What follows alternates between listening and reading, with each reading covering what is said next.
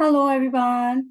Okay, today I'm going to go through a few things to study for 2020 2G3 EOY paper 1, this paper, and also the other one, the previous worksheet that we have, compilation of mentor series questions. Okay, things that you need to know, and some of the important parts lah.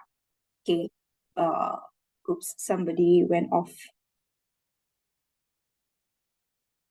Give me a minute. Yes, compilation. Let me open up the blank copy. See if I got the blank one.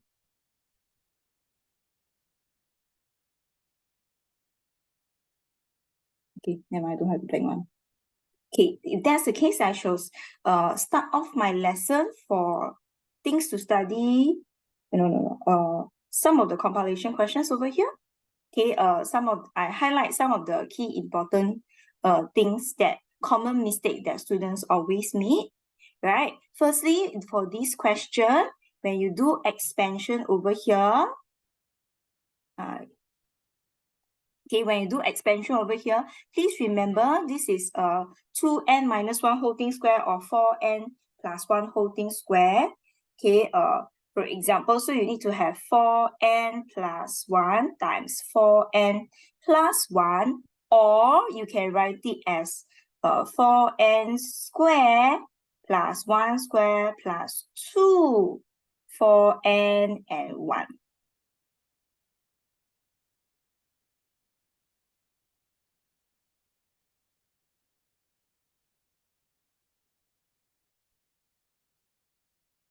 Okay. Right, so please take note of this. There is this portion over here. Then next thing also, when we do a subtraction minus this, right, whole thing square, please remember is subtract the whole of this. You need to remember to change the sign later on. Okay, you need to remember to change the sign later on after. Okay, so then this will be a common mistake that students usually make. Okay, then next thing, how to prove that something is always even or something is divisible by whatever not. You just need to make sure that I factorize out a even number. So in this case, since 12 is a factor, or rather since 2 is a factor of the expression will always be even.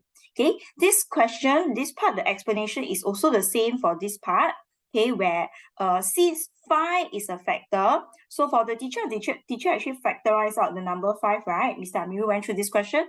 He actually factorized out the 5. So since 5 is a factor of the whole expression, therefore the expression will be divisible by 5. Okay, so this is how you write your explanation. Next page, next question. Now, for this question over here, most of you are able to factorize A, but for part B, when you want to deduce the largest prime factor, you are not able to find the answer. Okay, just wait, just let all the participants in. Okay, how do you find the actual answer? The question actually says deduce, hence deduce, right? So you need to observe a pattern. I need to find, this is 12x squared, correct or not? 11x and then 2. So I need to think 1, 3, 1, 2. How can it break up into 12 times something? So in this case, this is nearest to 1200. Okay, or 1200. Then, but I can't get 1312. So I'm going to make it into 12, and then there's an 11 over here, right? Plus 11 times something. Okay, 1312 plus 110. Then plus another 2 on its own. So if this is the case, you can see very obviously, this is 11 times x is 10. And this is 12 times x, which is 10 squared. So I let x be the number 10. So when I let x be the number 10, I can plug it into my answers over here, right, to find the prime factors, because these are the factors of the number 1312 already. So I plug in a number from here, you can get 32. The other one, this one over here is 41. Hence, therefore, the largest prime factor, okay, prime factor, and there's some more, the only one that's prime is 41. Okay, 32 is not a prime factor, right? So for the answer will be 41. Is that okay? Right? Next question. Now, this question, highly mistake. Okay, when you come to square, right, and you have negative numbers, involving negative number, you must remember, for me, I always labeled out the numbers. Okay, there are always a few special numbers, 2, 3, 4, 5. Okay, it is in between that you need to take note of the special number 0 and 1. So in this case, some of them you took a -2 whole thing square, or you took your smaller number. But if you look across board and you square then the number, you'll find that the smallest number is actually 0. Okay, and same goes for this one. This one should not be -2. This one should be 7 over -1. Then you get -7. And -7 is smaller than -3.5. So -7 should be the correct answer. Okay. Now, this question later, I'll go through another question of this type. Okay, this one over here. Find the percentage increase if t is doubled. Now, majority of you are able to make L the subject very well. So you multiply over, you get t square g. You get 4 pi square and L. You don't have 4 pi square, so you divide by 4 pi square. Okay, so you got your L very nicely, right? This is your correct answer. But the question says, find the percentage increase in L if T is being doubled. So we already have L as a subject here. This is your original. Now I'm going to look at my new value. What is going to be my new value? When T is doubled. So T becomes 2T, right? T becomes 2T. So this one says T square G, 4 pi square. So this one becomes what? 2G, 2 times of T, 2T. But the square apply to the number 2 and the T. So it becomes 4 T square G over 4 pi square. Right? Then we observe, this whole thing itself is 100%. This whole thing is 100%. So the new one will be 4 times 100%. That will be 4 times 100. That will be 400%. They want the percentage increase. The teacher forgot to do the increase, right? So in this case, it's 400% minus 100%. The correct answer should be 300% increase. Okay?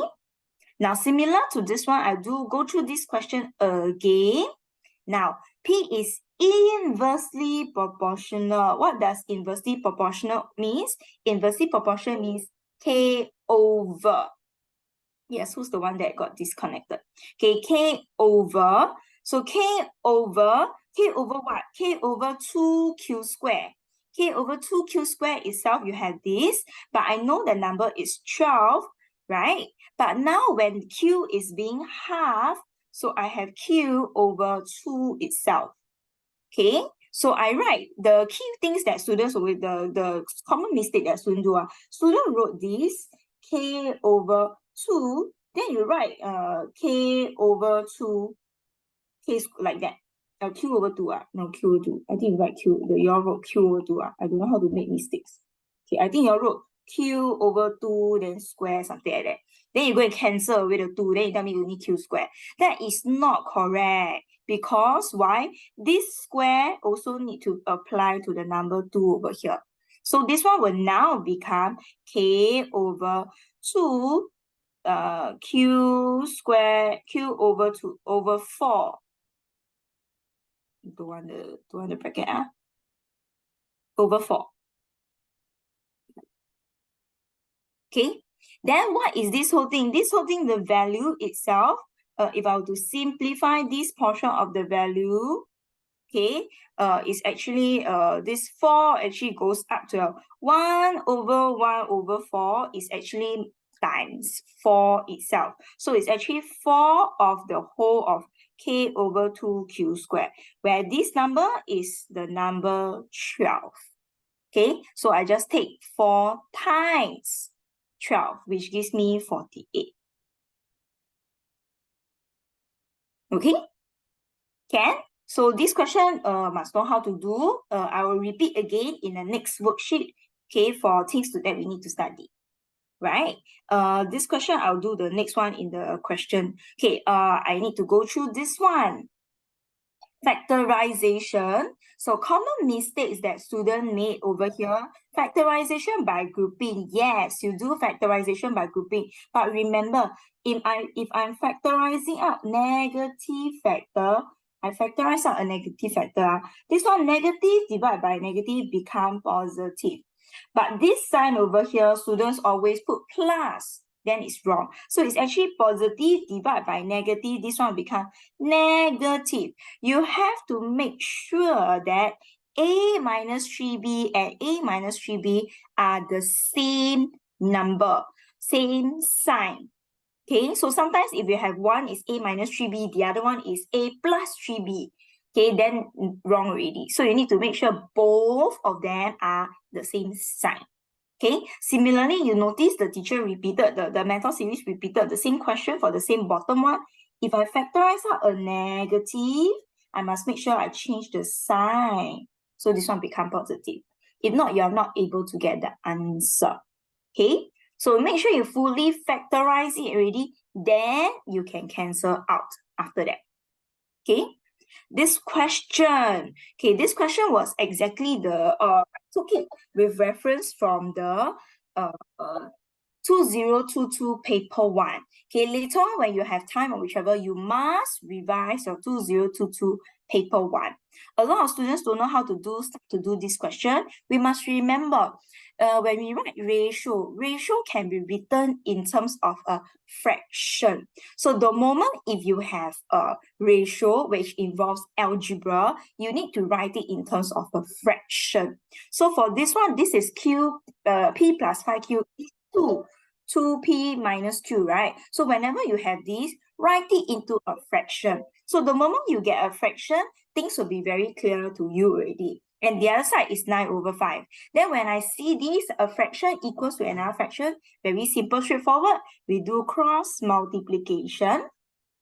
Okay, normally when we have an equation and a fraction, we cross multiply, we will want to solve, right? But in this case, I can't solve. I'm finding a ratio of p and q. Why? Because I have two variables. So what we need to do is I need to group them together, put all the p on one side, put all the q on the other side. Okay, so in this case, after we expand already, we are going to group them together. And group all the them together, the Q with the Q, the P with the P. So if you group the Q together, you'll find that it's 34Q and then 13P. How to read this ratio, right? I want the ratio of P is to Q. Remember, the shortcut is the one that is opposite.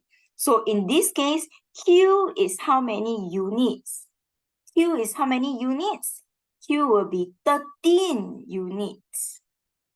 Opposite, the one that's opposite. P will be the 34 units. Okay, so when you see this question over here, please remember, if you see algebraic ratio, write it into a fraction. Okay, algebraic ratio, write it into a fraction.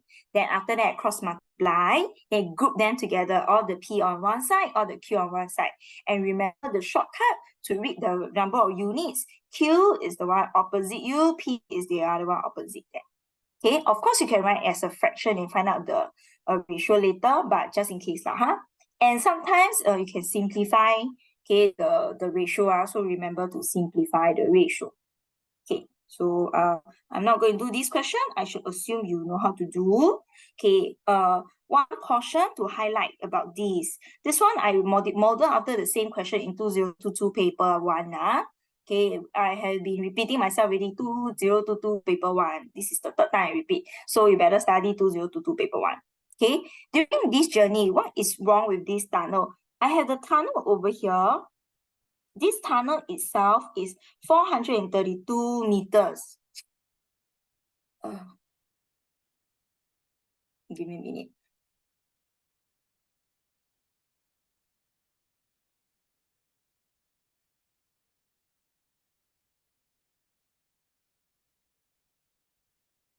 Okay, 432 meters. 432 meters. when I'm inside this tunnel, right, and I travel, my car, let's say my car, stop messaging me already. Okay, I don't know what my train, okay? My train is down here is 130 meters long. When it travel until 432 meter, it is still inside my tunnel. Okay, it has not exit out of my tunnel yet. So what do I need to do? I need to travel another additional 130 meters for the train to completely exit. Okay, to completely exit the tunnel. So that's why my total distance, I need to add another 130. Okay, and after that, I think you change the units, you read through, they give you this one is kilometer per hour, but this is in meters. So change the units, you should be able to find the distance, speed, and the time directly. Okay.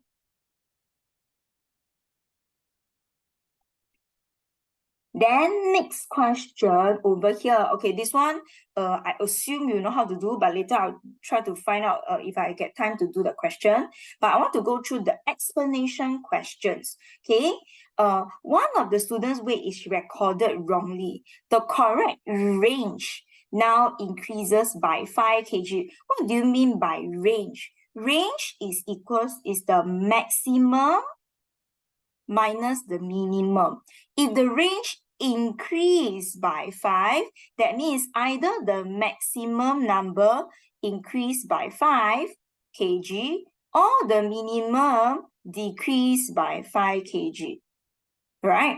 But they want the largest possible value of the student's weight. So what I do, I'm going to look my maximum, which is 74 kg, then I add another 5 kg to it.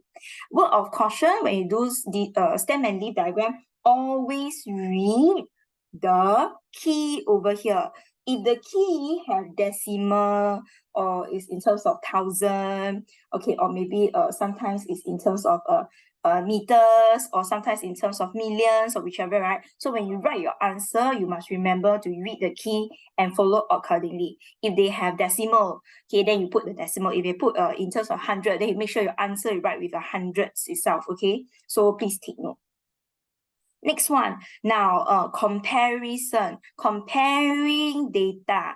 Now, what are the cases where we compare data? Let me just do a quick summary of other things, okay? Not just only, when do we compare, or how do we compare data?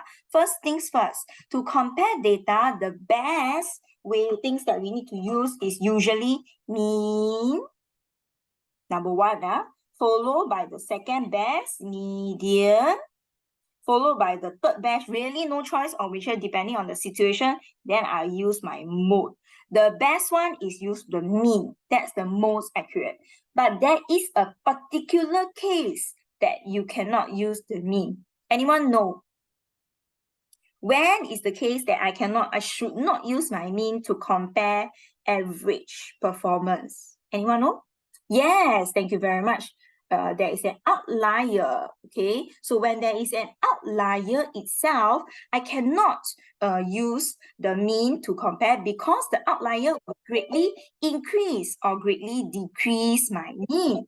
Okay, so when there's an outlier, then I don't use. So if there is an outlier, then what will be the next best data average to use? That will be the median. Okay, so usually I will try to calculate mean, if not the median. For stem and leaf diagram, you notice there are many data. So usually I prefer median. It's easier, slightly easier to find. Okay, but of course, if you insist on calculating mean, then please go ahead lah. I won't restrict you. Okay, but if you count wrongly, then sorry, too bad. Okay, so for average performance, right? Okay, what do you mean by average performance? Depending on the question. Let's say the question is comparing mass of eggs. Okay, will you want to buy a larger egg, or you want to buy a smaller egg? Of course, you want to buy as big as possible. Okay, make it worth for your money, right? So you choose maybe mass that is heavier, the mass that is larger. But let's say if you are talking about the number of mistakes that the machine makes, will you want the machine to make more mistake or less mistake? then in this case, you will prefer lesser mistake, right? So if that is the case, then you will probably choose a median that is smaller. So do not always assume larger median means is good. Not necessarily good. For example, I'm talking about waiting time for buses. Would a longer waiting time or smaller waiting time be better? Right? I will, of course, want a shorter waiting time. So not necessarily larger means better performance. Okay? It depends on the question that you ask. So you read the question. So other than performance, the next type that they ask is they will ask you this thing called the spread of your data or the consistency. Okay, a long time never use this word. This one is in Sec 2, first beginning of the chapter, beginning of year that we learn. How to measure spread or consistency. In your Sec 2 syllabus for now, you only learn measuring of spread and consistency through range. Okay, range, which is your maximum minus your minimum. So what's so special about the range? If I have a large range, okay, it means the data is very spread out. It will be a large spread of your data. The data will be very spread out. When the data is very spread out, it means that everybody have a large variation. They are not about the same. They are less consistent. So when you have a large range, a large spread, it will be less consistent. Okay. Right? Then likewise, if I have a smaller range, when they ask you to compare, right? If a smaller range, that means it will be small spread. Okay, small spread means about everyone will get about the same. So for example, our spread for class test marks, for example, the class A have a spread of 30 marks. The difference is very big across 30. But class B, maybe the spread is about 5 marks. So all of them get about the same marks. So this one will be more consistent. Okay, more consistent. But consistency may not mean it's good. Consistent, sometimes usually tell me, sure, consistent means good. Not necessary. Let's say, for example, I want to count the number of mistakes that a machine made. Then this machine, the range is smaller. The other machine, the range is better. This machine is better. Not necessary. Let's say the range that it has for machine A is smaller. Let's say it's very consistent. But it's consistently making the mean average of the number of mistakes is 30. While the other machine, the mean mistake is maybe 5. So it's consistently making more mistakes. So when you talk about consistency, you cannot assume consistency means it's good. Consistent means it's better. Not necessary. You must read the context. So that's why usually when we compare data, we always look at the performance first. Which machine in general is supposed to be better? Then we look at the consistency. Which is consistently performing better or not so consistently performing better. So when the question, the data say compare your data in 2 ways. The first way is to compare your average. Second way, then you compare consistency or your spread of your data. Okay, but if I want to decide which class is performing better, usually I still need to look at the performance. Better, right? Which one is better? I still need to look at my performance. So this one, whether is it better? Not. But if the question asks you which one has a better consistency, they give you the keyword consistency, then you choose this one. So whenever you want to talk about spread or whichever, it always links to the word consistency. Okay? Is this part okay?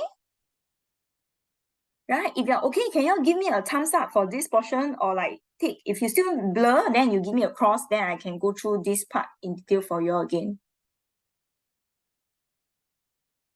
Okay, can thank you.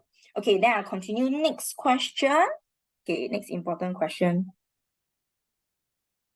Okay, this one. A lot of you already maybe cannot remember some of the things that you need to do. Just let me go through a few key points. Okay, bear with me a little bit. Number one, equation of a straight line is always y equals to mx plus c. If they give you the equation and they ask you to state the gradient without being able to read any coordinates or whatever, you make y the subject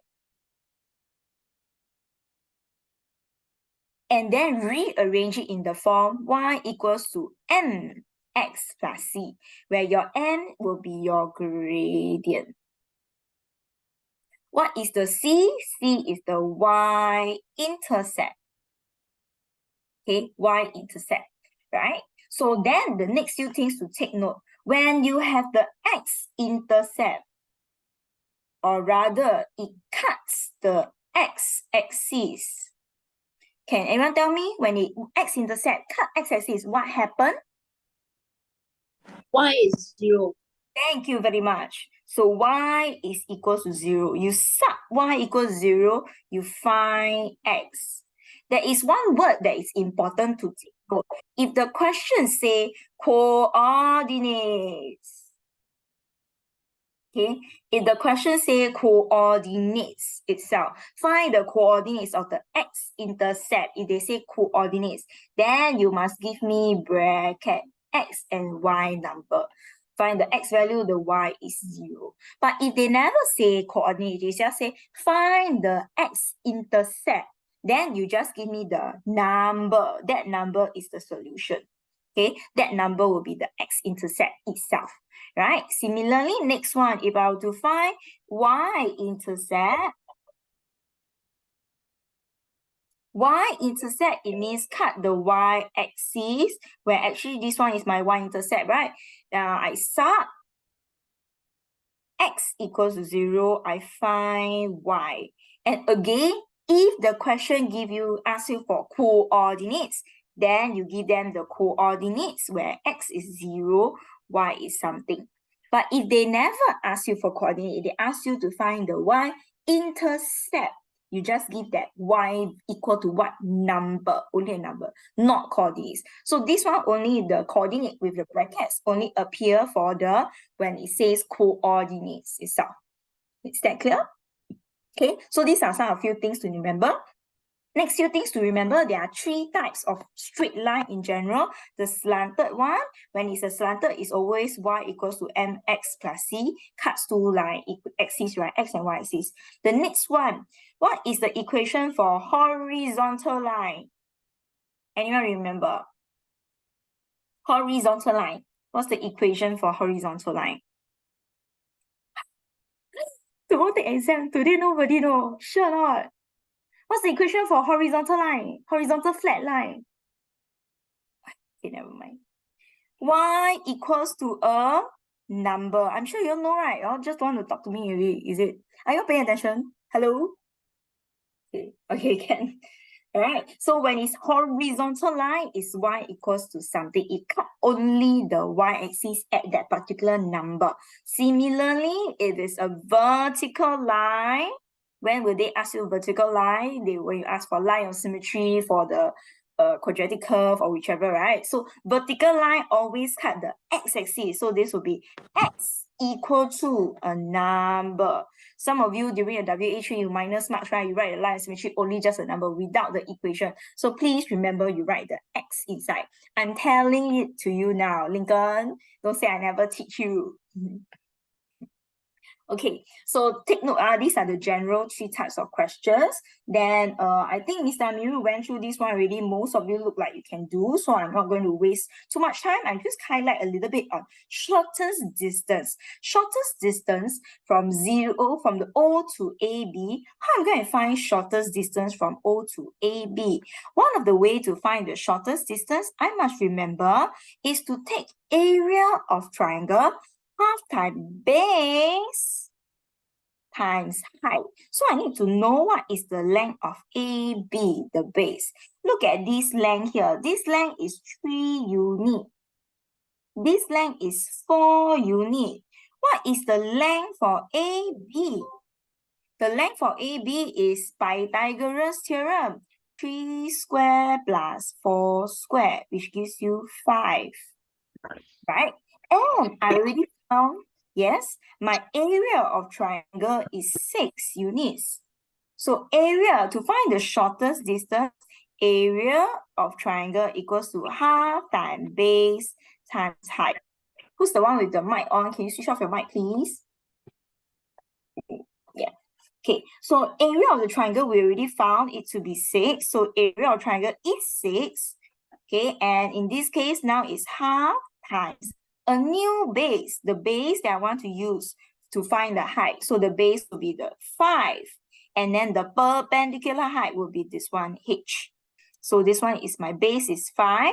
My perpendicular height, which is the shortest distance that I want to find. So how do I undo this? 6 times 2 divided by 5 and find out the answer. Is that okay? Then this kind of question can be tested, especially if paper 1 got Pythagoras theorem or whichever, then after that they may test the area of triangle as well. Okay, if not, then if there's no question on this paper, then I'm going to go through the other paper already. Can? Yeah, if you've got any other questions, you can ask me again later. All right. Okay, next one. Important things to go through. I don't have time to finish every single question, so I'm going to go through the important one. Anyone have done the paper and then kindly give me the solution, please? Is 378 as a product of its prime factors? I have no time to do this, but although I know how to do. Quick, anyone can give me the answer for 378 as a product of its prime factors? Huh, really? Nobody? Okay, I assume everyone's studying, is it? 2. Yes, 3 cubed times 7. Thank you very much. 2 times 3 cubed times 7. So if I have this one, 378, and then the question I need to go through is part B. The lowest common multiple of 3, 63, and x is 378. Find the smallest possible value for x. So what are the numbers that I have? First number is 3. 3 is just a factor 3. Second number is 63. 63 is made up of divide by 3, 3 square times 7. Then I have an x, which I do not know.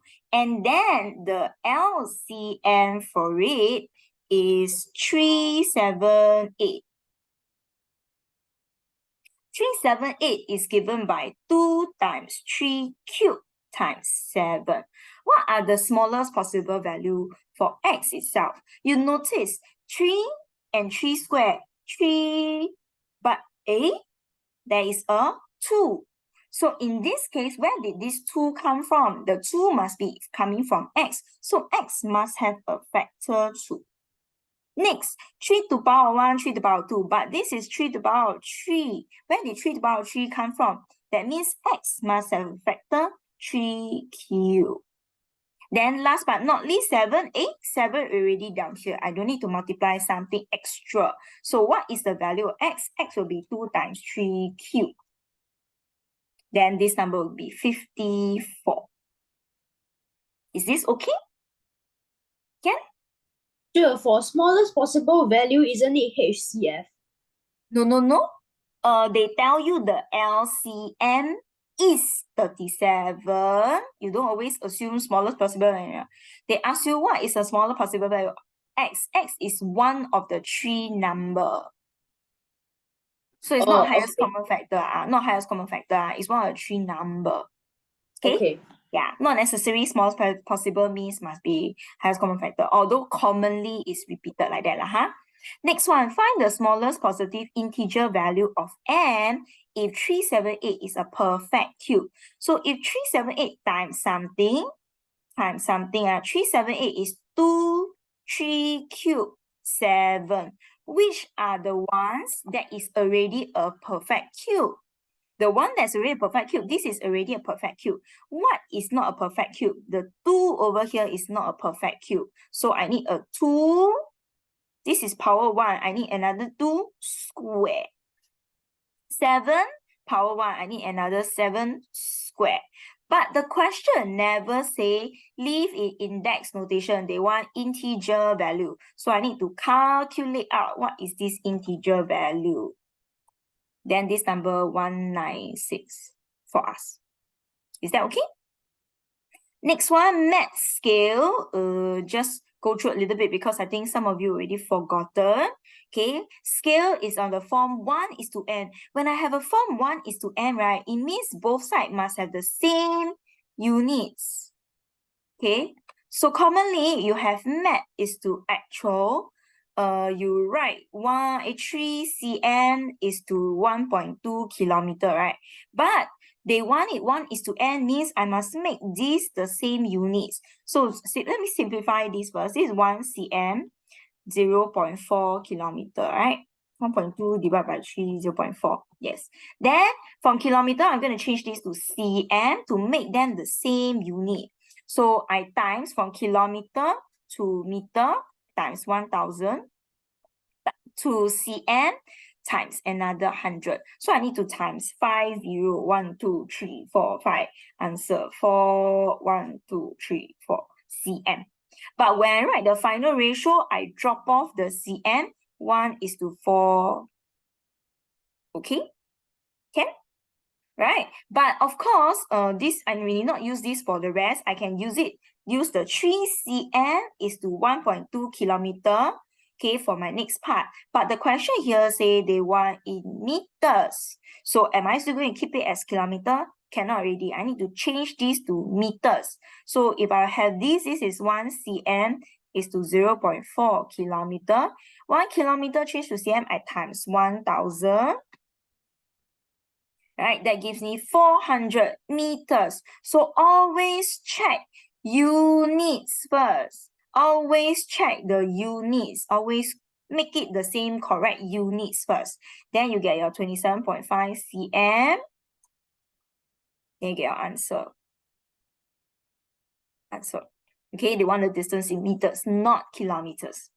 Next thing, we're going to find area. So math scale, I'm going to use the simple one, but check what unit do they want me to be in? Is it in cm? Is it in meters? Or is it in kilometer? Hey, they want square kilometer. So which ratio should I use? I should use the one that is in the correct units. So I should use the 1 cm is to 0.4 kilometers.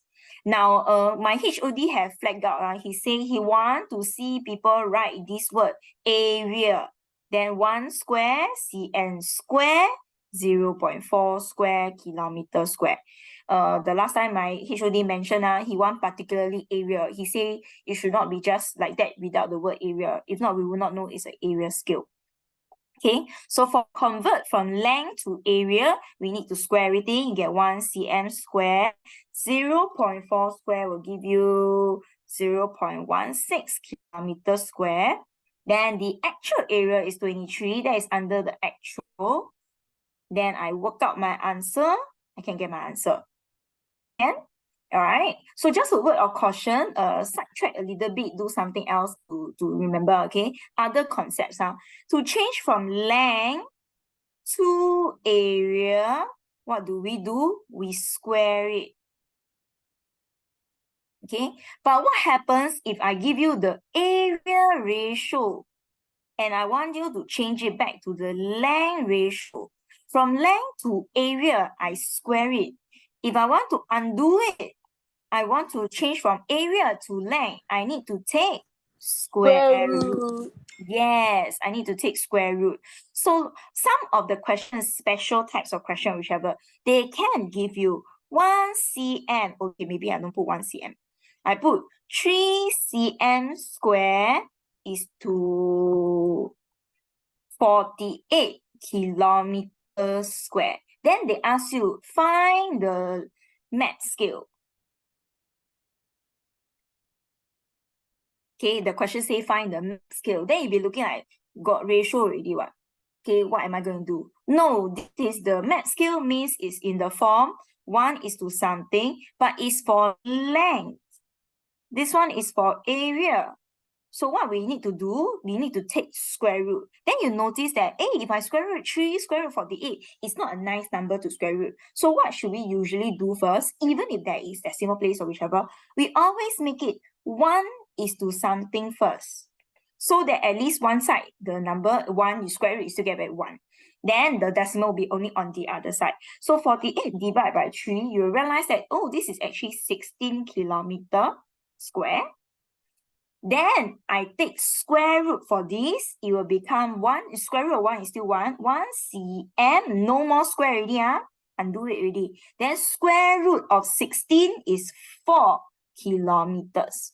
But they want the ratio 1 is to n, 1 is to n. So I still need to change it into cm. 1 cm is 4, 1, 2, 3, 4, 5 cm. Finally, when I write the ratio, drop the units. Then this one will be my final answer. Are you able to see this? Okay, then this one will be my final answer. So this one is only I highlight in case they ask such kind of question. The normal traditional one will be straightforward, but if they want to make the question difficult, they can give you the area scale, ask you to work backwards, you take square root and convert. Then sometimes when you take square root, you realize that the number not a nice number, so you need to simplify first. Simplify first. Is that okay? Can? Okay, then I continue, yeah? Okay, now, can? Okay, maybe some of you might find it a bit fast, but I really don't have time. So I need to continue the next page. Next one. Okay, this one, changing subject formula. I think some of you might have forgotten, or some of you know it very well, but you might make mistakes. For a general rule of thumb in general, if you see fraction, you try to cross multiply, make them no fraction. Okay, if you see square, then you need to take square root. When you take square root, remember plus or minus. Okay, if not in general, you see different letters, group, factorize, divide. When you group the terms with the letter itself together. Okay, first thing first. So for me, before I even do cross multiplication, there's a +2 here. So I'm going to undo the +2 to the other side to make it one expression first. So this one will be a minus 2, not +2. Then this one b square minus 3, b square minus 1. So when we get these, the first thing, there's a fraction, right? You cross multiply. So you cross multiply first, right? Cross multiply. Then you need to try to expand it, or I don't know, do whatever that you need to it. Okay, let me take this. A minus 2 times b square minus 1, b square minus 3.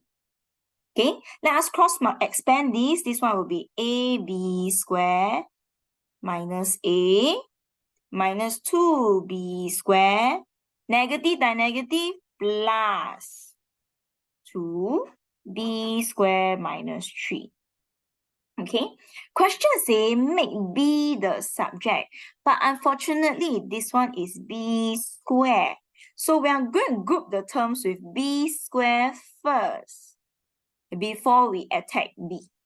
So I'm going to group the term with b, but it's not just shifting the letter b, I'm shifting the whole term, the whole thing with the b square. Okay, group them together. So now I will group them together. So I'll keep all my b on maybe my left hand side. So it'll be ab square minus 2b square, which is originally here. Shift the b square over, become minus b square. Then what is left on this side? This is negative 3. Negative a shifts over, become plus a. Okay, next one, I purposely choose this question. I want to get b, right? So remember, how many terms are there here? 1, 2, 3. When I factorize out later, I remember I need to have 3 terms. Wait a minute. Can I simplify? Okay, although I wanted it as a b.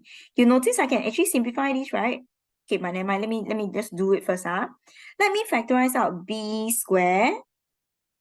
If I factorize out b square like that, there are 3 terms here. There should be 3 terms inside my bracket as well. So I get a minus 2. This one is a minus 1 over here. Okay, don't like drop off the one and then make it disappear. Okay, there's something inside equals to this. But I notice I can actually simplify this. This one will become a minus 3. So b squared bracket a minus 3. Then after group factorize, I divide away. Some of you blah blah, you divide, put the thing in the wrong place, right? This one go to the bottom already, right? So b squared equals to negative 3 plus a over a minus 3. Then last but not least, when I take square root, it must be plus or minus square root. So I'm going to take square root. B will be equals to plus or minus square root of the whole answer. Okay, can? Now, one word of caution to take note. Sometimes the answer blank had it such that answer B equals to. Then a lot of you are very used to just copying this part inside here in your answer blank.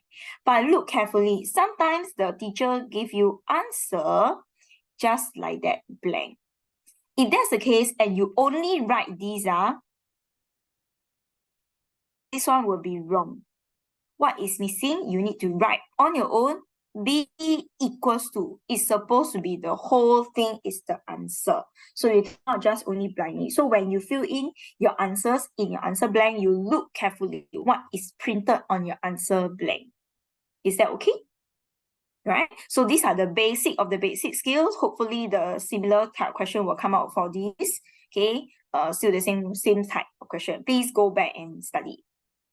Can? Is this okay? Okay. No time to wait for you to respond.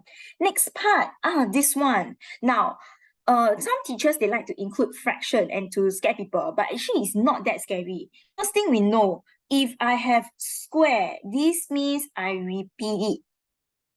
Exactly the same sign. Do not change sign. I know there are students who will give me a plus 2b over 3, then the other one write a minus 2b over 3. Wrong.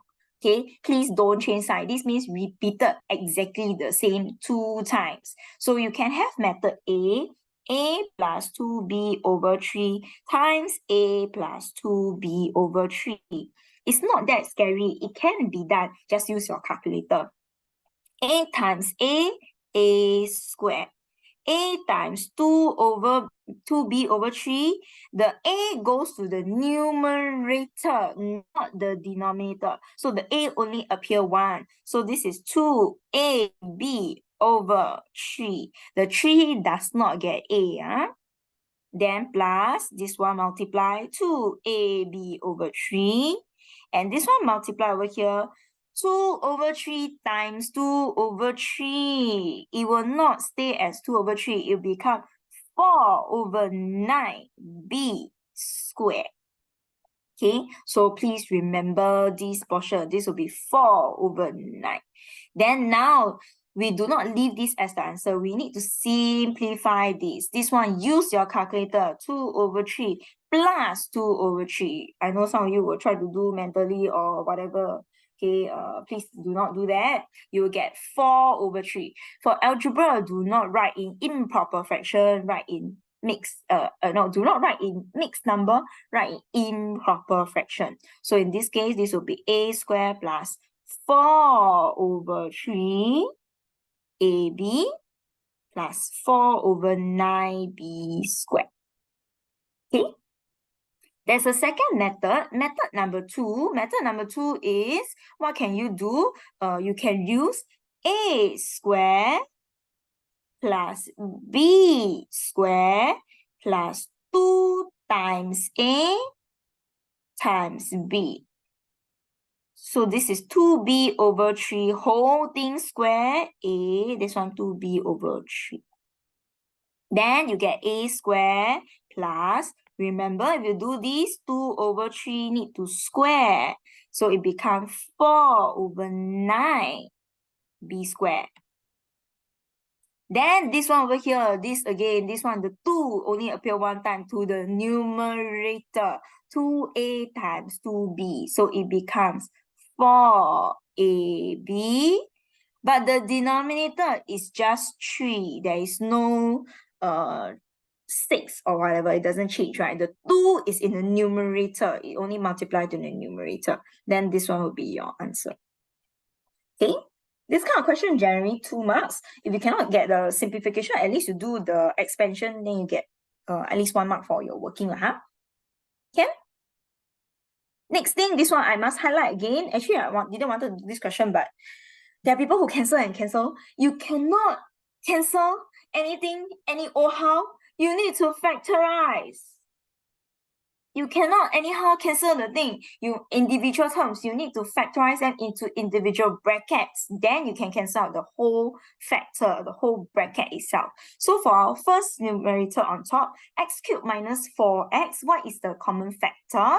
Okay, x will be a common factor.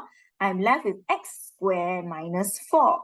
But take note, teachers are very evil. X squared minus 4 is not the final fully factorized form.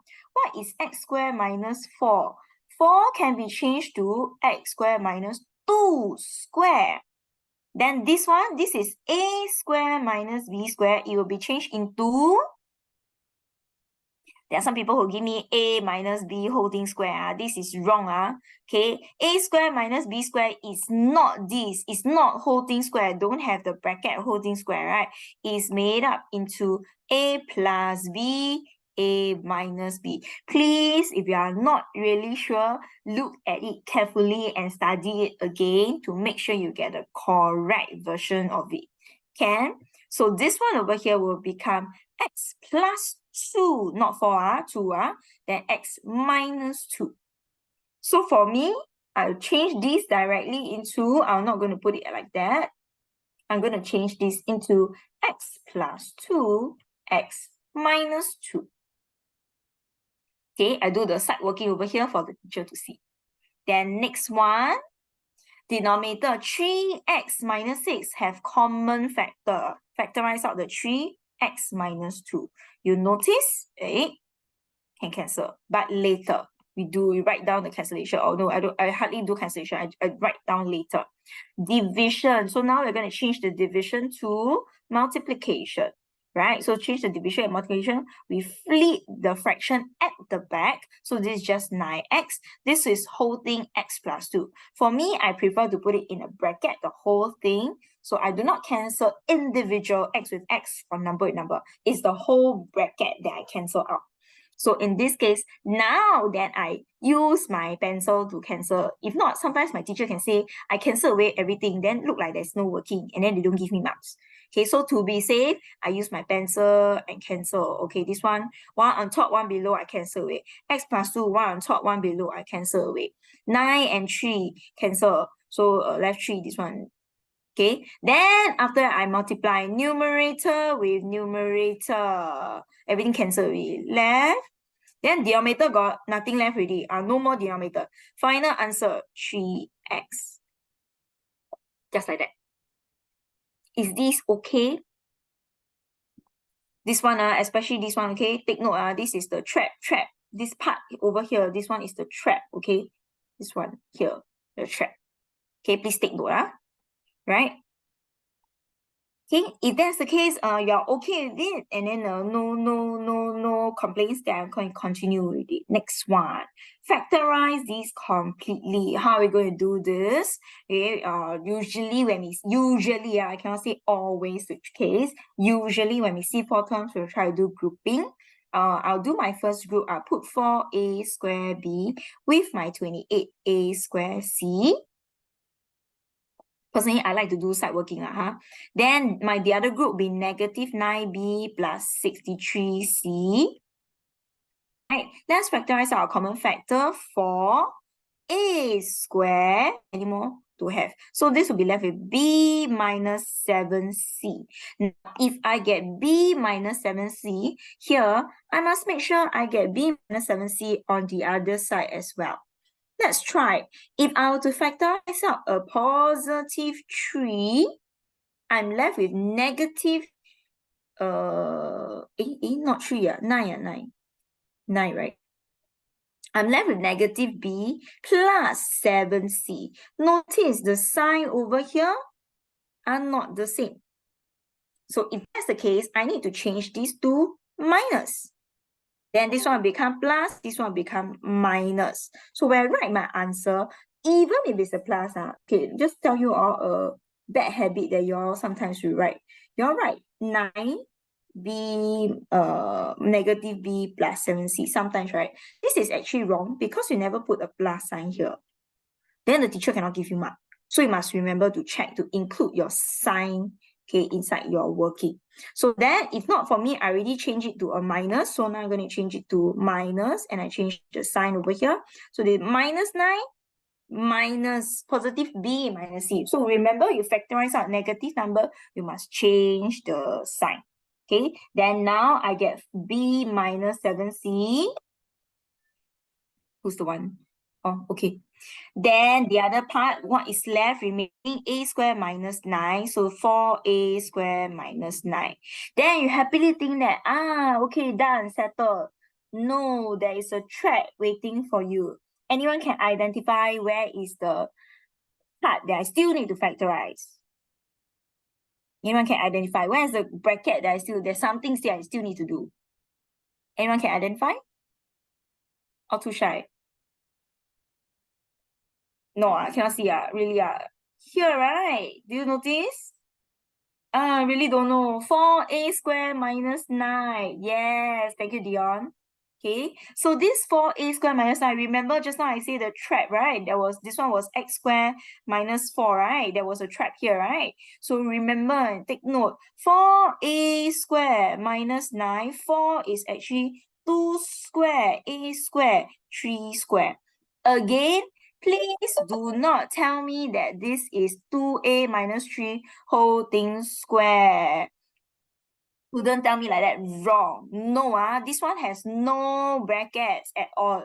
So it's going to be 2 of them, 1 plus 1 minus. So 2a plus 3, 2a minus 3. So this one, I keep this b minus 7c, but this one will be 2a plus 3, 2a minus 3. So watch out for this kind of traps that hidden one. Then you feel like I finished my work, but actually no, then miss out one more mark. Can? Okay, highlight for you to take note. Okay, next question. I need to move on already.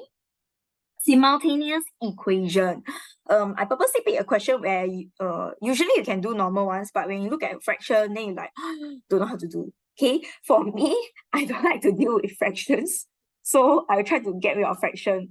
But some of you like to deal with fractions, so up to you. Okay, I should do 2 methods. Number 1, I'll do the substitution method. Okay, for me, which one I would use to make as the substitution? I'll do y. Okay, because it's just only y, right? I'll make y the subject. But the careless mistake that student might make is there's a negative sign here. So sometimes, right, if I want to make y the subject, and some of you like to anyhow switch the position.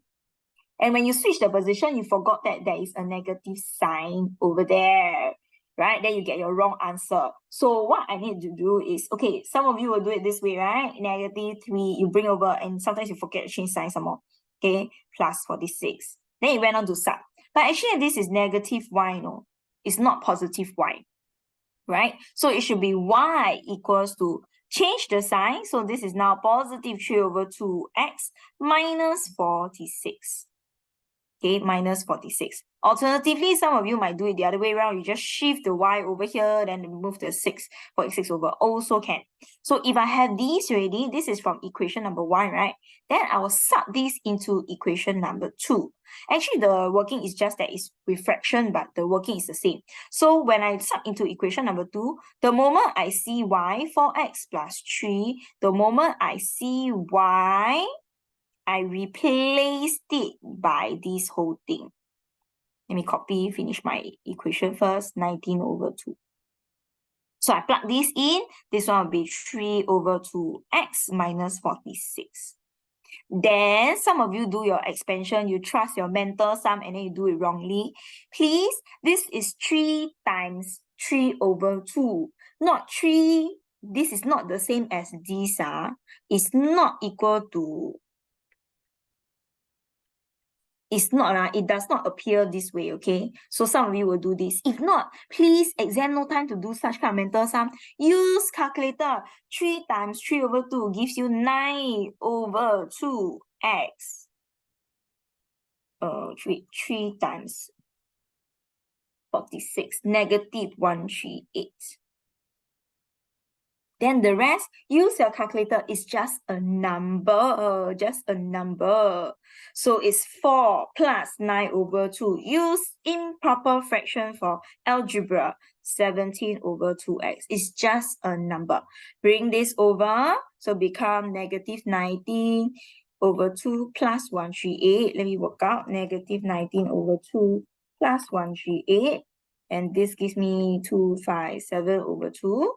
Then last but not least, I do not like the 70 over 2. I divide. So again, divide by 70 over 2. It's just a fraction. Oh, I didn't get a very nice number.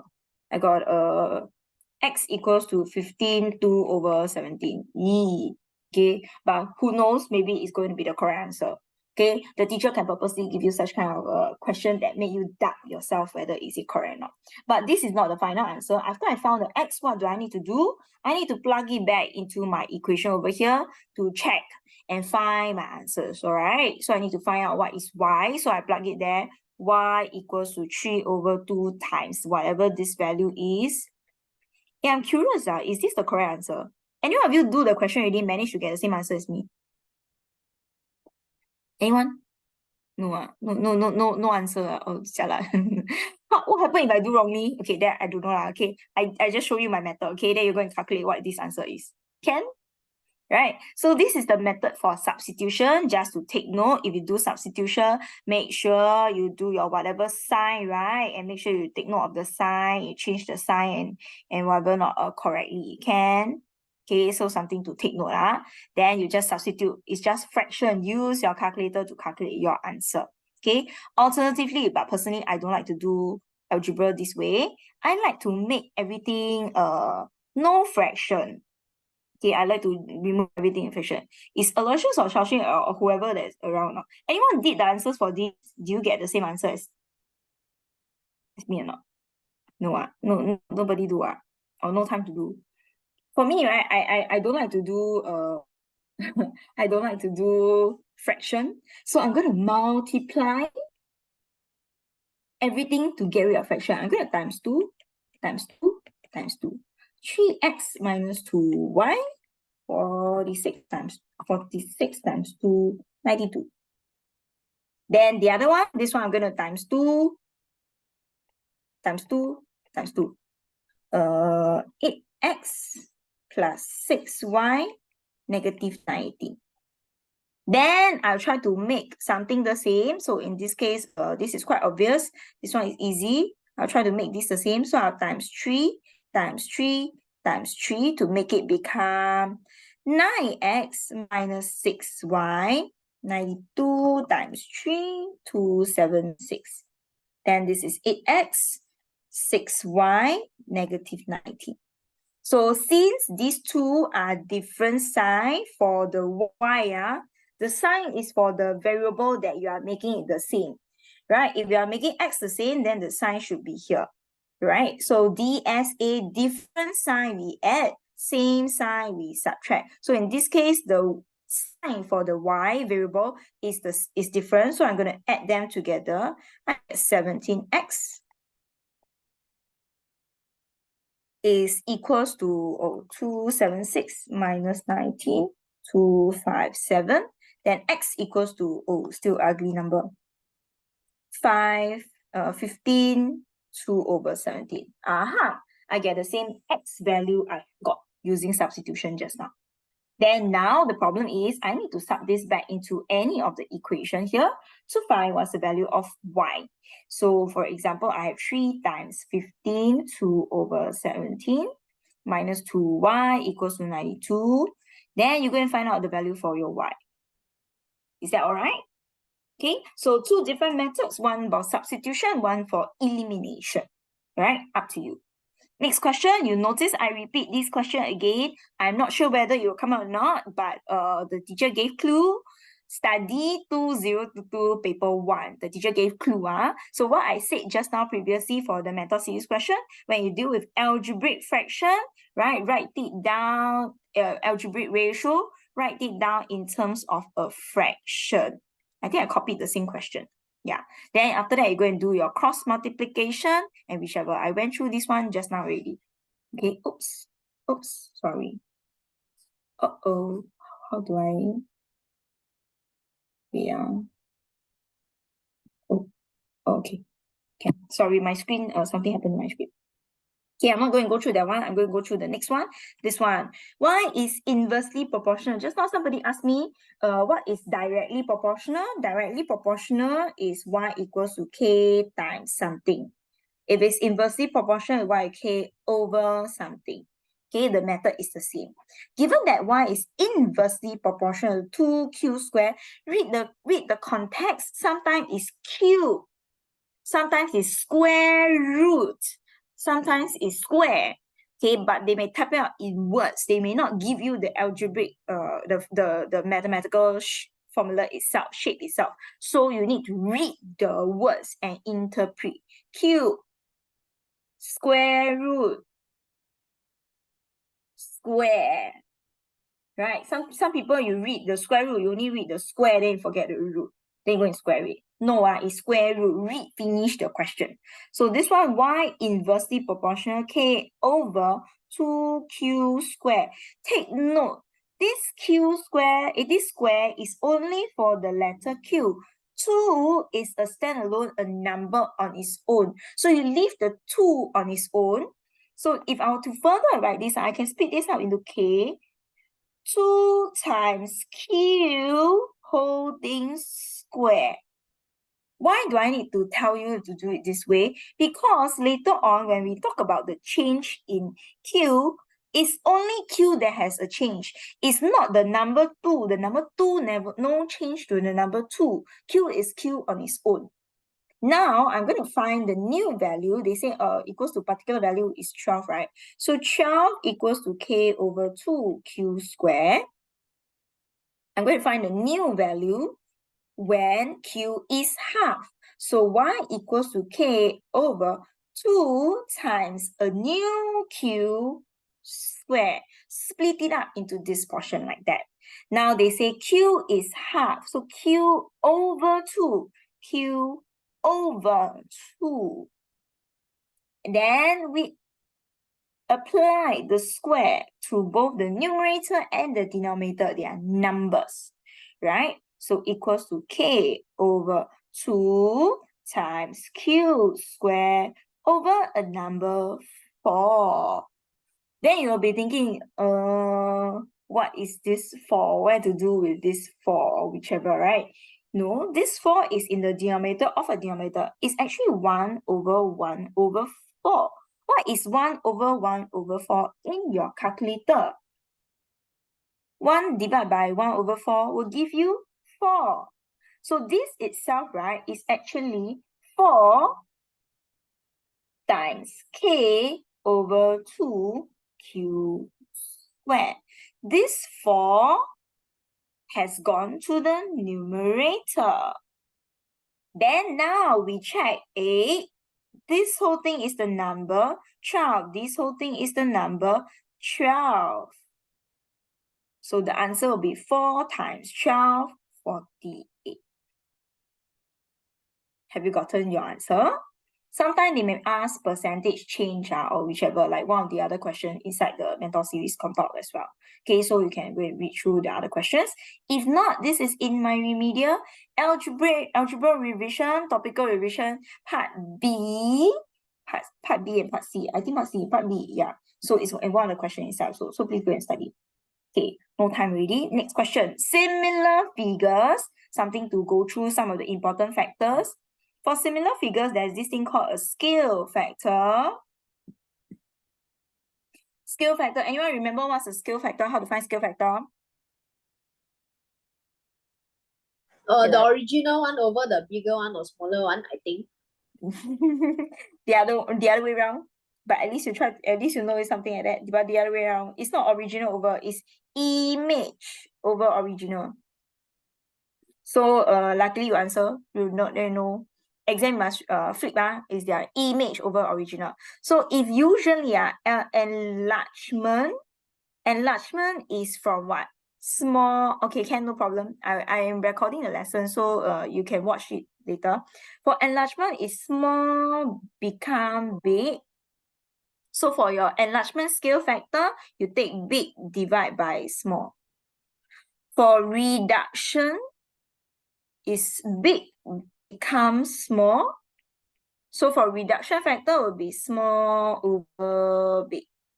If not, you just remember which is your image, which one is your origin. Image over the original. Okay. Next thing, when you have similar triangles or whichever like that, right? Please remember, please identify and match the corresponding angles, the corresponding matching side. A with E.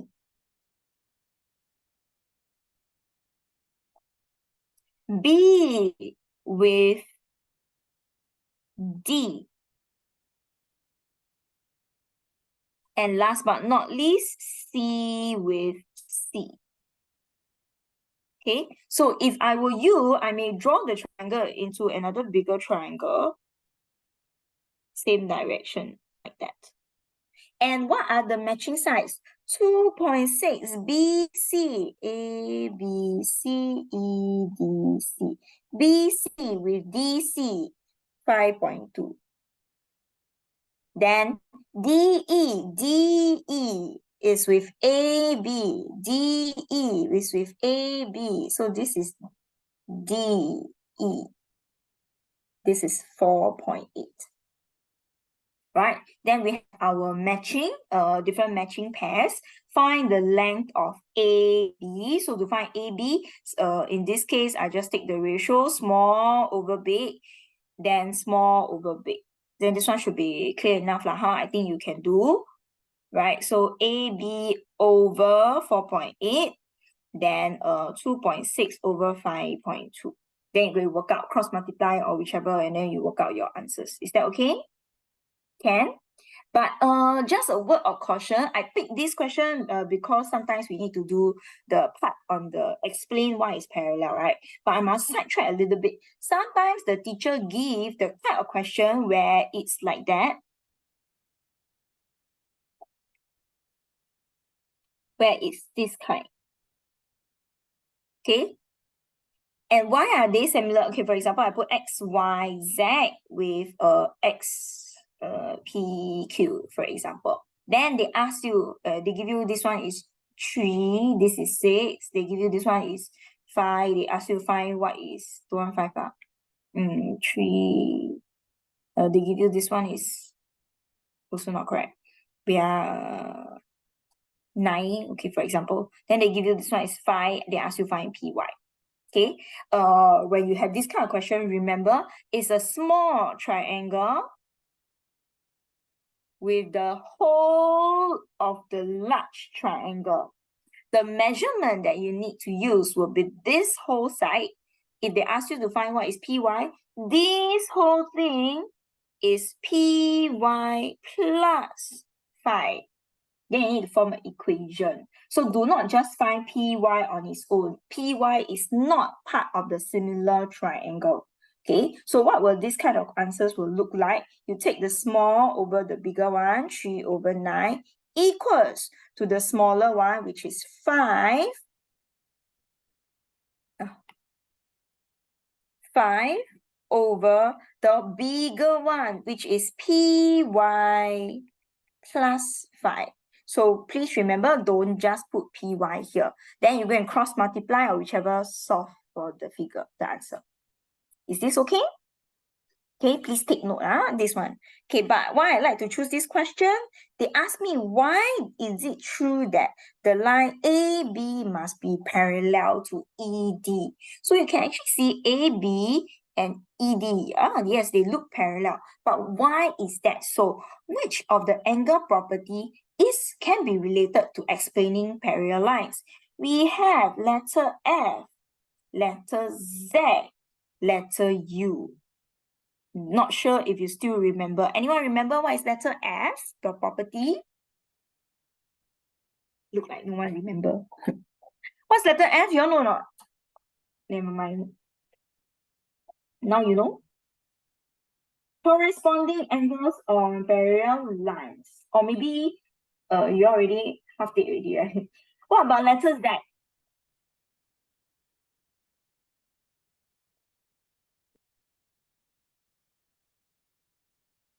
No response. Hello? What is letter property angle for letter Z? Alternate. Thank you very much. Is only Jing Hang alive? The rest? Okay. Alternate angles on parallel lines. You see our keyword, parallel lines, parallel lines. Last but not least, interior angles on parallel lines. All these three properties are related to parallel lines. But which of the following property can be seen in this figure? If I'm going to use the show that is parallel. Hey, this angle is alternate angles on parallel lines. Then what do I need to show? If it is really alternate angles, that means this angle ABC must be equal to this angle CDE. But are they really equal? Yes. Why are they equal? Because they tell us it's similar. So when it's similar triangle, the angles are equal. So what is the reason I need to state here?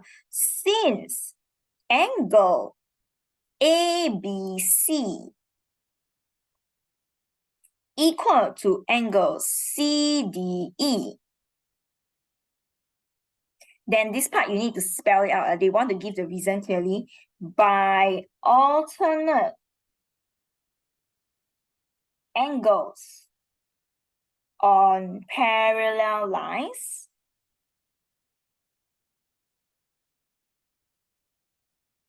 AB is parallel to ED.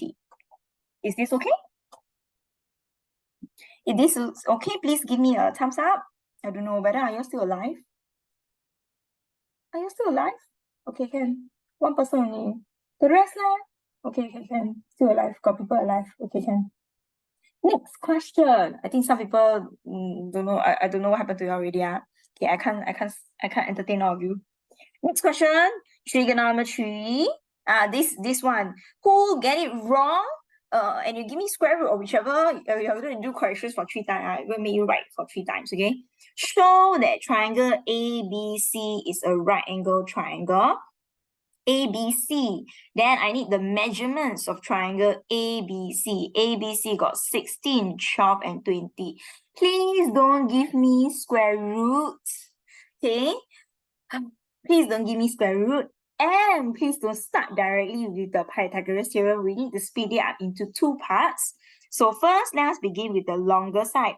AC square if 20 square is a number. Okay, then another one, the other two, sum of the 2 shorter sides. AB square plus BC square, 16 square plus 12 square equals to another number, 12 square. Is it correct? 400, yes. So you need to see this number 2 times. Right, student who write this, 20 square equals to 16 square plus 12 square, immediately wrong. Don't care what you write at the bottom. The first step already wrong. Okay, this cannot be true. You cannot start off with this statement. Then students who do 20 equal to square root 16 square plus 12 square, also wrong. You cannot do any square root. Okay, all these are wrong answers. Please do not use them. Right? I say so many times. Okay, I don't know whether you can remember or not. Please go and memorize it. This is the basic minimum. Okay, then since AC square equals to AB square plus BC square by, what is the keyword? The Converse of Pythagoras theorem. I don't know. Thank you very much. Converse of Pythagoras. Then somebody asked me yesterday, what happened if I spell Pythagoras wrongly? Okay lah, you try whatever that you spell as much as correct. I don't minus based on spelling mistake unless it's terribly wrong.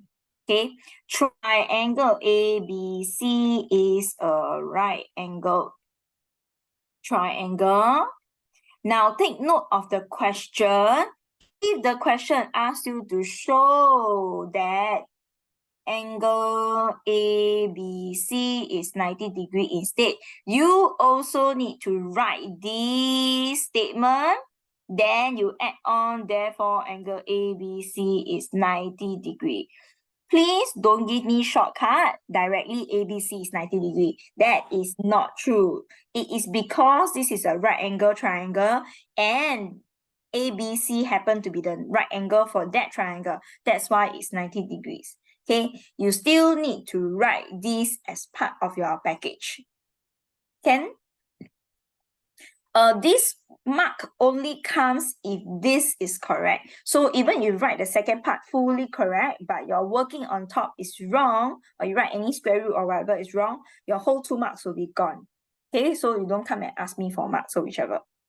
Right? Next question, find the length of CD. To find the length of CD, that I need to highlight and emphasize again and again.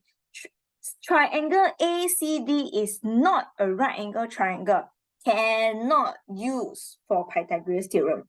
So what you need to do, you need to use right angle triangle, the bigger one, which is 34, 16. You find this one first, then you minus away 12. Right? Then you minus away 12. Please don't go and use 20 and 34. It is not a right angle triangle. So you find the long side first. This one is BD. So BD equals to square root. This is the shorter one. And it's not the hypotenuse. So we have to minus. So it's 34 square minus 16 square. Remember to square. Huh? I get the number 30. Then last but not least, I take 30 minus away my 12 to find CD. 18. Have you gotten the answer? Can I check how many managed to get this answer correct? Me. That's very good. Thank you. Yeah, the only one alive. I don't know about the rest. Next part. This one common mistake. I think a few people made the same mistake during exam, right? During the test. Cosine. Think very carefully. Think very carefully. This one, they tell you cosine. What am I looking for? Am I looking for an angle in degree? Am I going for length in cm or meter? Or am I going for fraction? Which one do they want? They wrote cosine of the thing. Which one do they want? It's not looking for the angle. Please don't do inverse. If they want, then they will give you angle ABD, ADB. Don't need the cosine already. So when they tell you cosine, no, you don't want the angle. That's the first thing you cross out. It's not a length. So it's supposed to be a fraction. Cosine is adjacent over hypotenuse. A over H. So angle ADB. D is the angle, right? ADB, this angle. So if this is the angle, and then whole thing here is 30. 30. So cosine CAH, adjacent over hypotenuse. Right? The adjacent over here is 30. With this angle, right? So this is my adjacent. And this is my hypotenuse, which is the H. So the fraction will be 30 over 34. So just the fraction. But students will write 30 over 34 wrong. Why is it wrong? What do we need to do? We need to simplify. Yes, thank you very much. Okay, I found one more person alive. Okay, at least he typed and tell me the answer. So we need to simplify. So students who leave it as 30 over 34, sorry, no marks for you. Please simplify. Okay, now if you were to watch my Pythagoras trigonometry worksheet or whichever, sometimes they live in the simplest form, but you do not know the length. You need to go and find the length. Or sometimes the answer is not a nice number, it's in third form. Okay, then you probably need to leave it in terms of a square root. There can be examples. I think my answer was a square root something like that. I cannot remember. Okay, but yeah, you may need to leave it in terms of a square root. Okay, this is the simplest third form available. right? If they want the exact value. Next thing, shortest distance. I highlighted this one also just now. Shortest distance from B to AD, B to the line AD, right? B to AD is over here. So in this case, I'm going to use area of my triangle. But first, let's find area of triangle. Area of triangle, half times base times this height. Okay, base and height, 30 and 16. So I'm going to use this to find my area of triangle first. So area of triangle, half times 30 times 16. Okay, is 240. Right, then now I want to find this shortest distance from B joined to AD, right?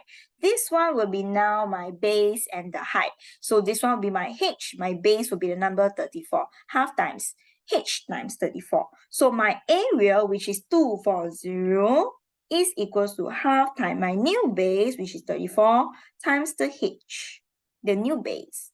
Then now 240 times 2 divided by 34 gives you the answer. Not a nice number.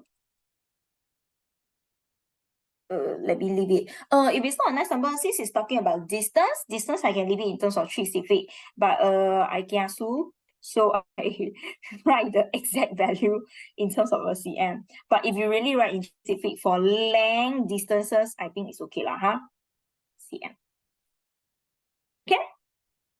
This question, paper 1, highly likely to come out, highly likely. But although the teacher say follow 2022 paper 1, but don't know whether, maybe if it doesn't come out, that means it's going to come out for paper 2. Then you better study for it. Okay, next question.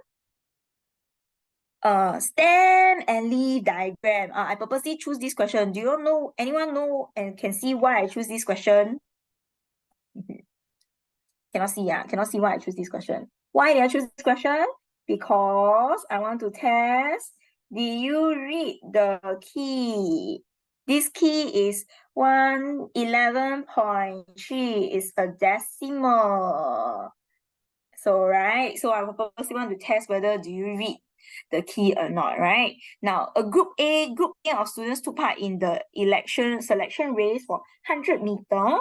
Okay, of course, for running, the lesser time, the better, right? Calculate the range of time. Range of time is easy, straightforward lah, huh? Maximum minus minimum, but in this case, answer is decimal, right? Decimal. Okay, wait, let me write my answers. So the largest time here is 13.5 seconds minus 11.3 seconds. If you never read the key and you write without the decimal, sorry, all your answers are wrong. No marks for you. Okay, 2.2 seconds. The top 8 students were selected to complete. Top 8. Question. Normally, when we have top 8 or whichever, we'll think about the higher, right? But now I'm running 100 meters. Am I going to choose a long timing or a short timing? This one, who is in? Yeah, short timing. Who's in cross country? Marcus. Okay, is Reeds in cross country? Okay, shortest timing, right? So but I don't even know whether is this timing a good timing. Okay, but anyway, so the top 8 student, right? We should choose from the smallest because the question wants meter race. But of course, if the question is talking about marks or whichever, then you choose the higher one. So please stay awake when you're doing your question. Don't do blindly. Read the question. What do they want? So top 8 student 1, 2, 3, 4, 5, 6, 7, 8. Right. Find the maximum time you need to qualify. Maximum time 11.9 seconds. Maximum time. Okay. Next one, find the median time for group A. Median. How to find the median? How many students are there? 1, 2, 3, 4, 5, 6, 7, 8, 9, 10, 11, 12, 13, 14, 15, 16, 17, 18, 19, 20. There are 20 students. But to find the middle position, anyone can tell me how to find middle position? I got 20 students. What must I do? Don't like that lah. You never tell me answer. 20 plus 1 divided by 2. Thank you. Right, so there's a 10.5. So I look for the 10th person and the 11th person. Right, but add together, divide by 2. 10 person. 1, 2, 3, 4, 5, 6, 7, 8, 9, 10. 11. So this is not 120, this is 12.0, this is 12.3. Add them together, divide by 2, 12.15 second. No need to round to 68, this is exact, this is not continuous, so this is exact. What's the modal? Modal is the one data that is repeated most often, right? The data that's repeated most often, which number is being repeated most often? 12.3. Yes, correct. Thank you very much. So 12.3. Now come to my favorite, the other part. They need to compare. Okay, compare the median time. When you're talking about median, this will means it's talking about the average performance. Right? When talking about time, in this case, so it will be faster or shorter. Which groups of students are faster? 268 for 2.15. Yes, you will lose mark if you round off the 2.15 to 268 instead. Yeah, so you're supposed to give the exact actual value. Okay, so for this one, we need to give the evidence. They already give us median already, right? So what am I waiting for? I'm going to use the median. Median for A is 12.15. Compare the data. For median for B is 13.2. Compare, write in the comparison word. Lesser than, small than, bigger than, faster than, smaller. Don't write faster, whichever. Don't answer to your question yet. Compare by bigger, smaller. Okay, so in this case, smaller than, less than, or whichever lah, okay, whatever that you write, but not the faster. The faster is in the conclusion, right? So which groups of students are faster? Then you give your conclusion. Therefore, median A is smaller, right? So therefore group A is faster. Okay, I was saying just now, right? Not necessarily larger, medium will be better. So it depends on the question. Please read the question. Next one, if each time is increased by 0.1 second for students in group A, explain how will the mean time. If all the timing are increased, then what will happen to the mean? The mean will also increase by 0.1 second. Because all the data, the mean is already found already, it will also increase. What will happen to the median? The median is a number. The median will also increase by 0.1 second. Then what is the only one that stays the same, that doesn't change? We notice the range stays the same. Why is that so? Range is found by maximum minus minimum. If my maximum, I add a 0.15, I minus another minimum that adds a 0.15 to it. Is 0.1, not 0.15, 0.1, 0.1. Okay. Here I add one more, then I minus another one more. So there is no change to it. No change. The spread in between stays the same. So if the question extends and asks you about range or whichever, so if I have all the data shift, mean will increase, median will increase, the range stays the same because it's something minus something, right? So this one, please take note. Next page.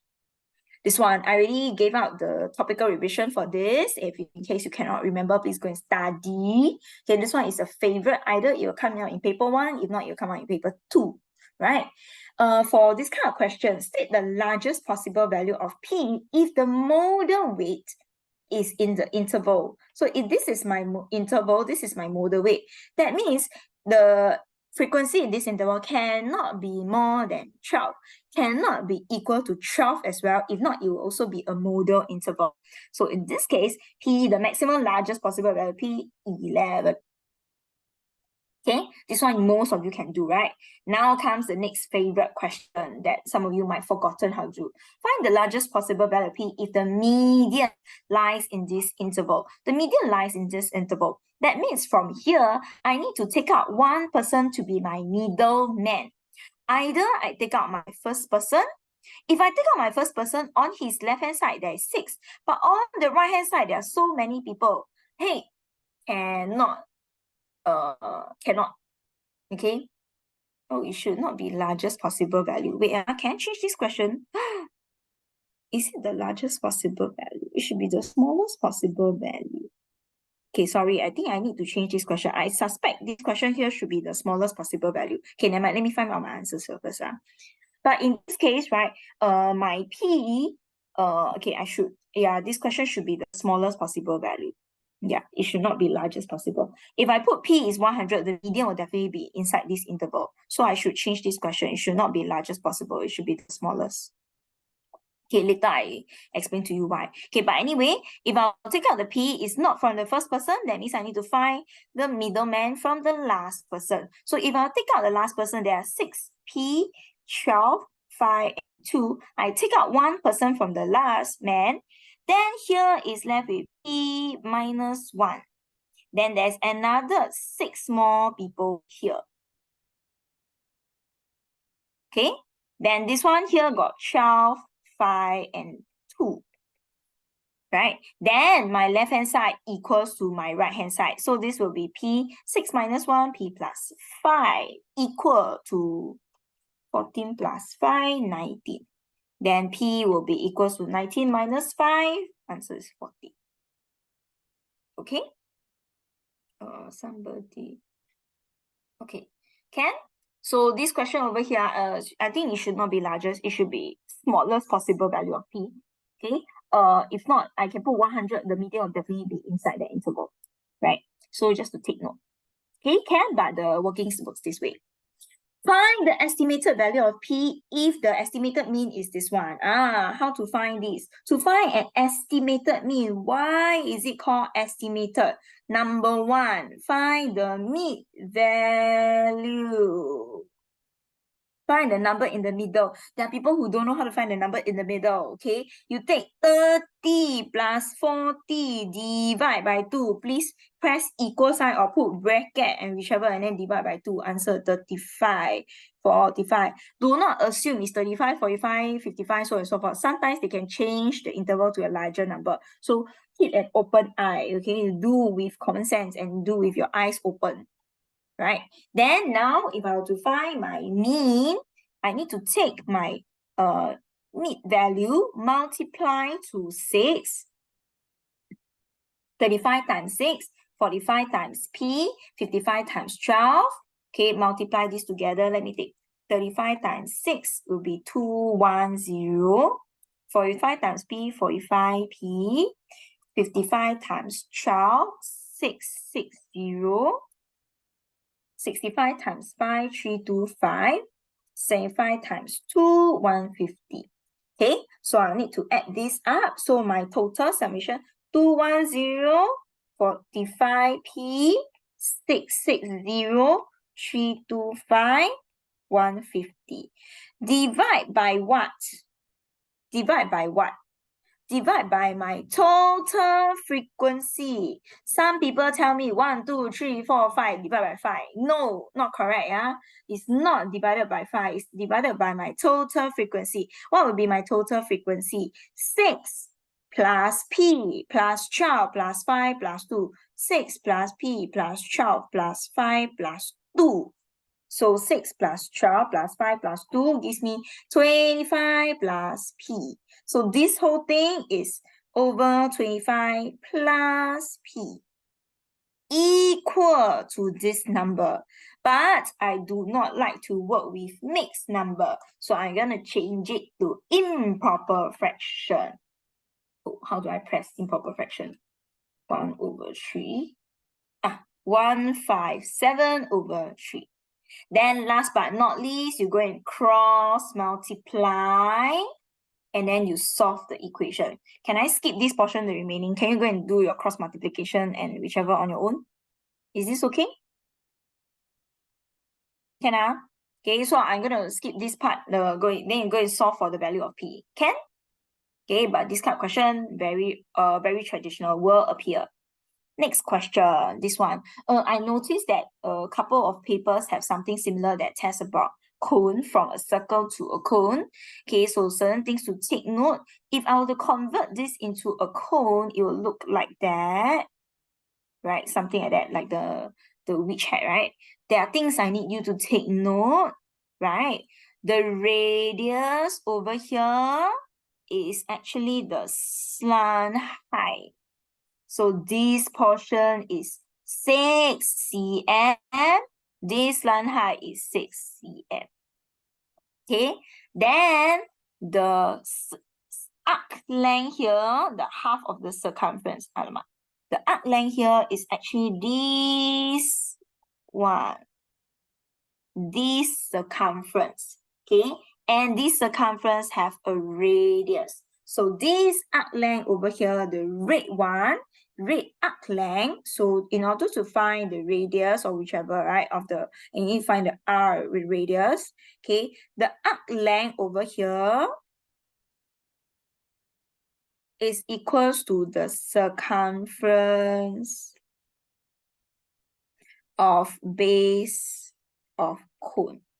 Okay, this arc length over here is semicircle. Semicircle will be half times pi d. This is equals to the circumference of the base. The circumference of the base is here, right? This one is the arc length. The circumference of the base is 2 pi. The r, I don't know. Why I don't want to work out the numbers and I would prefer to write it this way? Because I noticed that pi and pi can cancel away. From here, I can calculate an exact value. So this one over here will become 6. Half times 12 is 6. 2r.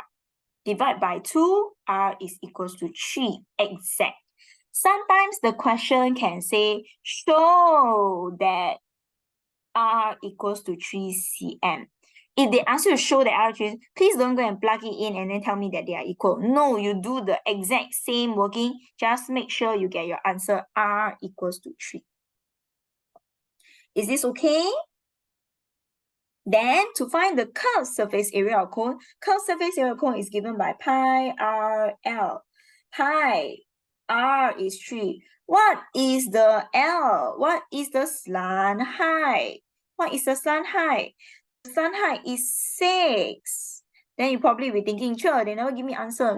No, they expect you to know. So the 6. Leave answer in terms of pi, 18 pi. Okay, have you gotten concept? Right, so just highlight for you to take note.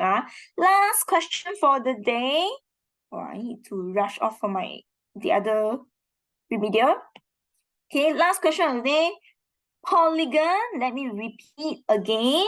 Total sum of polygon is n minus 2 times 180. That's the sum. Okay, sum of interior angle. It may not necessary that they may test you a regular, they may tell you it's not regular. Okay, so you still need to know how to find the sum. If it's interior angle of regular polygon, then you take n minus 2 times 180 divide by n. Okay, and when you tell you it's a regular means all the sides are equal. Not only that, all the angles are equal. Okay, all the angles are also equal. And some more, this question tell you that AB, this one is a parallelogram, right? So they tell you that this is a parallelogram some more. But actually, it's in fact, when you use a regular polygon, you will have more often than not a parallelogram. Okay, not that we purposely craft it this way, but it is. Right, stating the geometrical reasons. No reasoning minus so you have to show your reason. Okay, whenever it's necessary. So B, to find angle BCD, this one is a nonagon, 9-sided. Okay, go and study for your general ones. Pentagon, 5. Hexagon, got X, right? 6. Heptagon, 7. Octagon, 8. Nonagon, 9. Decagon, 10. Okay, so then the other more than that will be n-gon. So to find BCD, because this is a regular polygon, I use this formula. So it's 9 minus 2 times 180 over 9. Anyone give me the answer? 140 degree. Okay, what is the reason for this one? Regular interior angle or regular polygon. If they insist, then I give you a reason. Next one, angle ABD. ABD, to find this part of the angle, first, I need to find this one over here. So I find CBD. I already know this is 140. So to find these base angles of isosceles triangle CBD first. So angle CBD, please write description, label. If not, the teacher won't know what you're writing about. 35. No, 20. Is it 20? Okay, my mental sum failed me. Okay, assume it's 20. Okay, so this angle over here is 20 degree. Remember I said all the angles are equal. So this whole angle is 140. You minus away 20. But here you write your reason. Base angles of isosceles triangle. Then angle ABD, 140 minus 20, 120 degrees. Next, for angle DPE, DPE, I know that this is a parallelogram. I already know that this portion is 120. By interior angles, right, this angle over here will be 180 minus 120. So this is actually 60. Then by corresponding angles, a letter F, over here, corresponding angles, that will be 60 degree. But first, let me write down BAP, angle BAP, 180 minus 120, that is a letter C, interior angles on parallel lines. Please make sure you write the parallel lines. Then after that, angle DPE equals to 60 degree. That is by corresponding angles on parallel lines. Make sure you have this as well. Showing your reason or not, whether is DP parallel to EF. Okay, wait. DP, where's DP? Parallel to EF. Oh, I need to show this one. DP and EF. What are the reasons that have related to parallel lines? I can try to see whether can I find alternate angles or not. Alternate angles for this. Right. Let's take a look. AE is a straight line. I got no other angle left. Wait, let me find. This one is 20.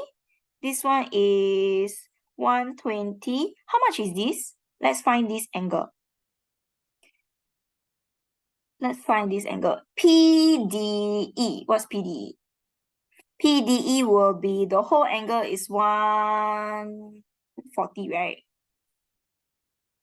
Oh no, this is not 20. This is not 120. Sorry. This is 60 degree. Yes. Then to find angle PDE. Let me find angle PDE first, okay? So angle PDE will be 140 degree minus 20 degree minus 60 degree. That gives me 60 degrees. So this is also 60 degree. Then if that's the case, angle DEP also 60 degree. Angle DEP also 60 degree. Then last but not least, let me find angle PEF, this one over here, to see whether is this really 60. PEF. So angle PEF will be 140 minus 60. 140 minus 60 is how much? 80 degrees. This is 80 degrees, but this one over here is 60. These two angles are not equal. So since angle DPE is equal to 60 degree, not equal to angle DEF, 80 degrees, by the letter Z, right? Alternate angles, cannot write shortcut.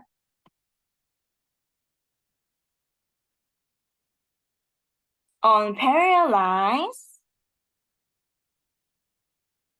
they are not, the line DP is not parallel to EF.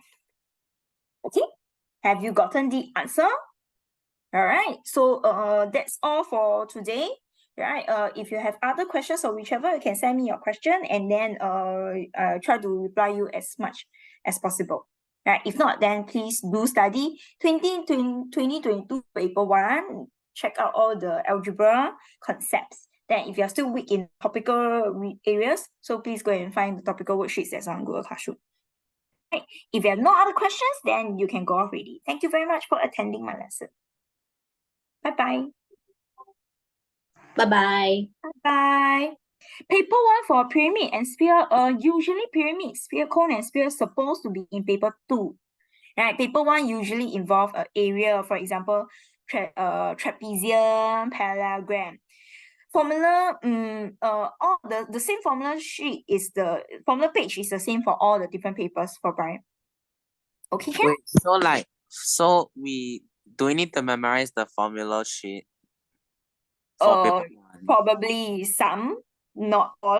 They it's not necessary that they don't test. They can test pyramid also sometimes, right? Or cylinder, basic ones. But usually I say usually it's appearing in paper 2 lah, but it can come out in paper 1 sometimes. Okay. So still need to roughly read through lah, at least remember the basic ones. Can? Okay. Yeah. All right. Bye-bye. Bye-bye. Bye again. Bye. Any other questions? The other students, you are still here? Shashin, Hudson? No one? Okay, anyway, I shall end my meeting for Hudson. You have any question?